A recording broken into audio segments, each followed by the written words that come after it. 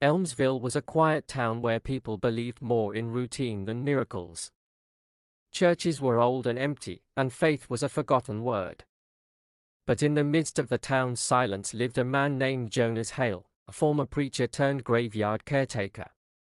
10 years ago, he lost his wife and daughter in a car crash on Easter Sunday, and with them, he buried his faith. Jonas hadn't stepped into a church since. He kept to himself, speaking only to the tombstones he cared for. He hated Easter.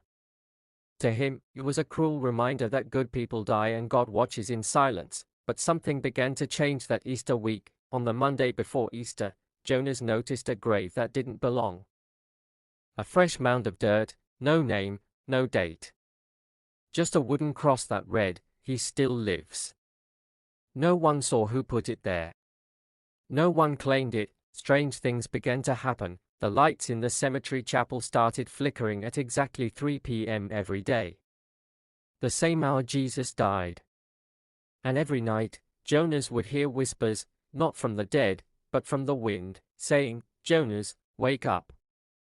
He's not finished with you." By Wednesday, Jonas was convinced someone was playing games. He dug up the grave, only to find it empty. Inside was a folded white cloth and a crown of thorns made from vines. Then came the stranger. The stranger was a young man dressed in all white, barefoot, with eyes like fire and a voice like thunder and water. He walked into Jonas's office on Good Friday without knocking. "You buried your faith, Jonas," the man said.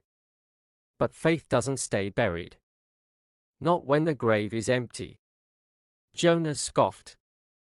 "Who are you?" "I am the voice calling you out of the tomb," he said. Because death wasn't the end, not for him, and not for you. That night, the cemetery chapel caught fire. Jonas ran in to try and save what little was left of the place he had worked for years. He collapsed in the flames, but saw, just before passing out, the stranger walking through the fire untouched. Jonas woke up 3 days later, in a hospital, on Easter Sunday. They told him a miracle happened. Someone carried him out of the fire and left without a trace. The doctors couldn't explain how he had no burns.